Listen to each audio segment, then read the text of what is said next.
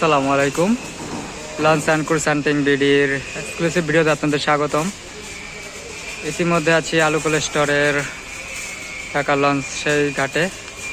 এখানে বার্থিং করা অবস্থায় এম.ভ আফিয়া নৌযানটিকে সংস্কারের কাজ করা হচ্ছে। আফিয়া নৌযানটি ঢাকা থেকে হাটুরিয়া উদ্দেশ্যে চলাচল করে। নৌযানটির আপাতত ডকইয়ার্ডে উঠানো হয়েছিল, সেখান থেকে নামিয়ে বাকি সাইডের ফ্রন্ট সাইডের কাজগুলো করানো হচ্ছে।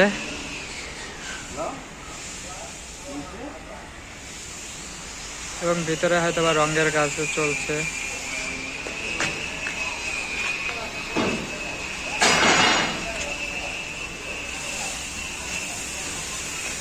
যা পাশে পরবর্তীতে ভেঙে যাওয়া ওগুলো ঝালাই করার কাজ চলছে।